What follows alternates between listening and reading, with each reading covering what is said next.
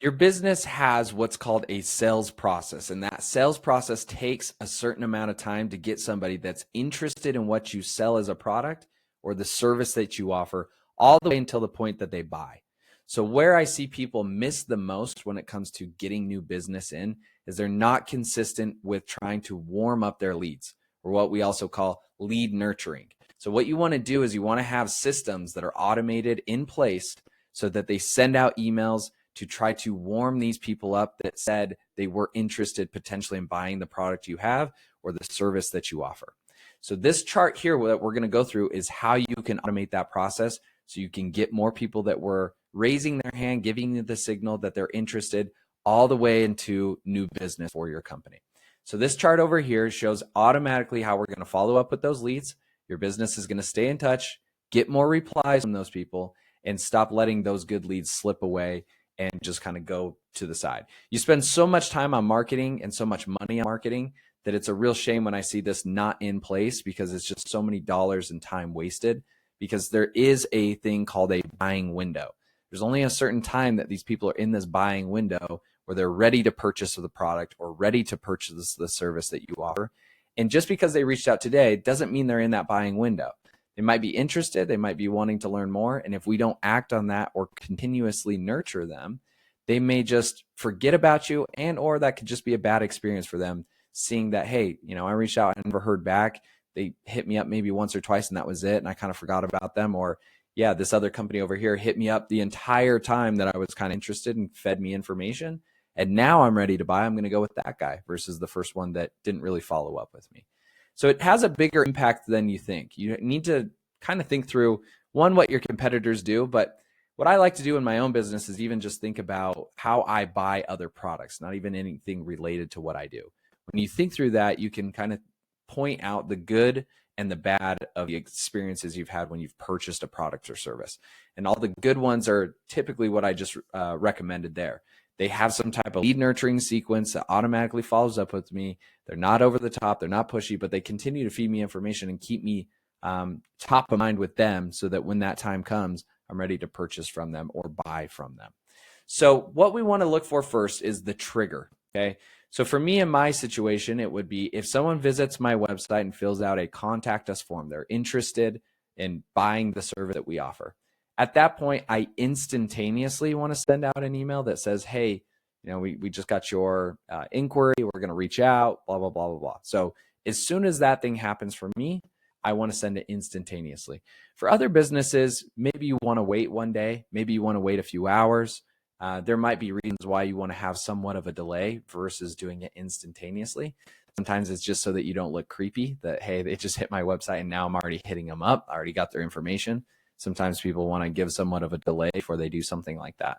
So what you want to think through is, what do we want to trigger as a signal that when this person does this, when they interact with us in this way, we want to send out our first automated email to try to warm them up. And basically the first one is going to be kind of like a welcome. So here's what we do. This is how we help people. These are the people that we've helped in the past. This is why we think that we would be able to help you too. Something like that.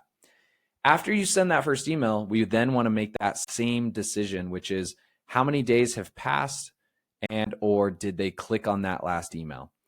If they haven't clicked on that email yet, then you want to think through that same decision for your business. This is different for everybody, so it's going to be unique to how you want to do things.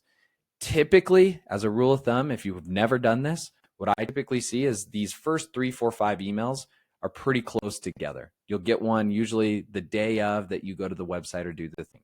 Then the next day, if I haven't checked out or gone back to ask for more information, they send me another one. The next one is usually within 24 hours, if not 48. So they closely put them all together for the first 3 or 4. And then maybe after that, it's a check-in after 7 days, or it's a check-in after 10 days, or it's a check-in after 5 days. So I would recommend, if you've never done this, do these closer together in the beginning. You can always change this later. So I do it closer to the beginning because, again, they might be on the real edge of purchasing your product or service. So it's better to just follow up quicker. So in this situation, I wait one day if they haven't, and then what we would do is move into sending out that second email. If they did click, this is going to be the same for every single one of them.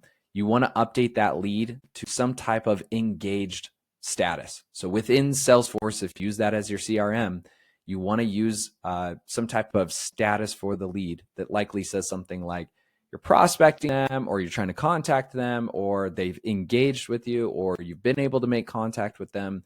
This is what you want to update this to let a sales rep know, as well as the rest of the company when we're forecasting and looking at the leads and who's interested in what. This is really going to help out your marketing team in the long run, because they are going to have better data on what campaigns are working versus not working. If we don't update these, it's really hard for them to know if what they're putting out in the marketing world is actually moving the needle for the business. So we want to update this here. And then lastly, we also want to update this with some follow-up tasks. So same idea with, if we have one specific person that shows up in the business and they're the only person that knows how to do X thing, it's going to be very difficult for you to scale the business, because if they quit, they get sick, you fire them, whatever, you no longer have that person that's doing that consistently for your business. So we want to turn this into an automated, no thinking type of thing. So with our follow-up task, we're going to create a number of things that the sales rep then has to do after we've updated this lead to engage. That might be, you have to now email them, you might have to set up a discovery call with them, you might have to get your manager involved, whatever it is that you think you have to do to get that person to close a deal with them.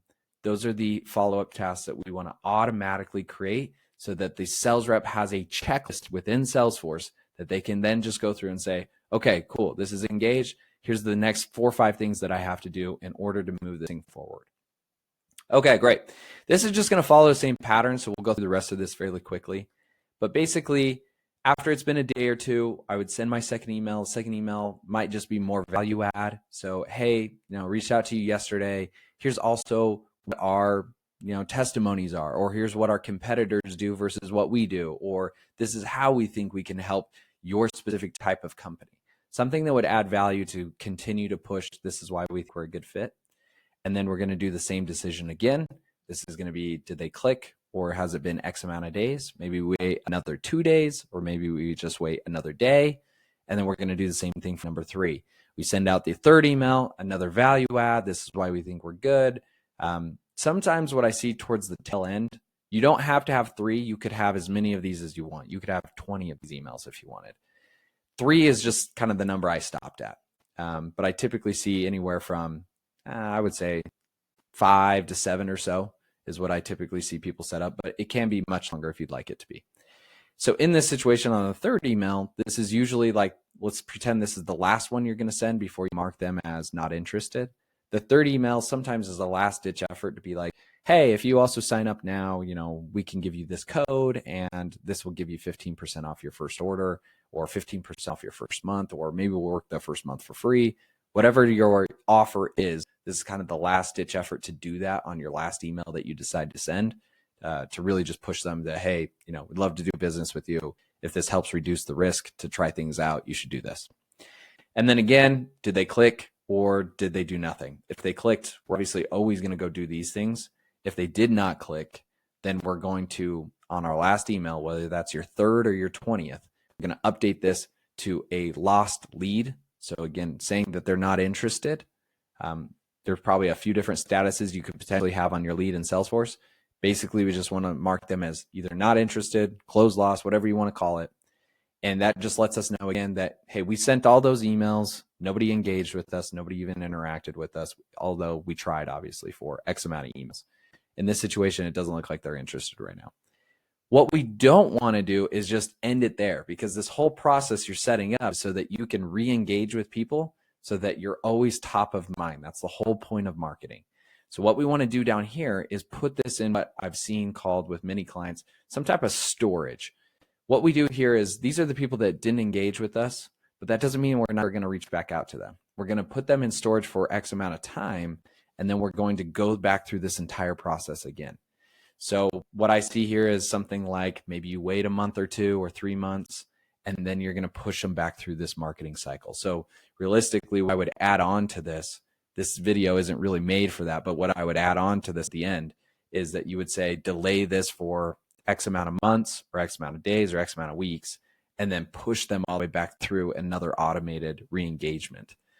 That way you can then try to get them into your business for new business again. Again, it's all about that buying mentality.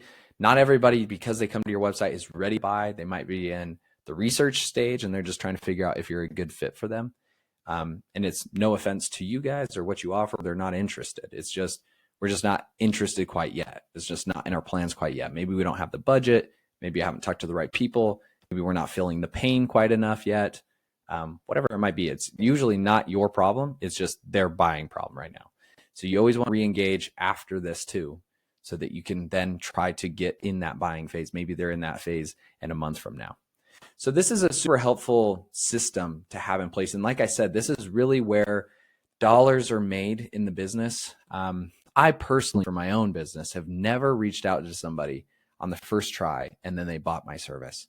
My sales cycle typically takes me 2-3 months to get through something like this. And this is with me engaging with them once a week or more and having discovery calls and having talked with them on the phone and sending them contract proposals, all that kind of stuff to then get them to buy. Why does that happen? Well, people just, they have to go through their own thing too. They have to go through red tape on their end. They have to talk to the right people. They have to get the budget. They have to feel good about it. They have, maybe some adjustments we got to make on the contract or terms. There's a lot of things that are involved that delay this thing from happening. So for me, I know when I start engaging with somebody, this is going to be a month or two before something really happens here. So you're trying to make sure that you automate all the stuff that you're going to be sending along the way to make that easier for you.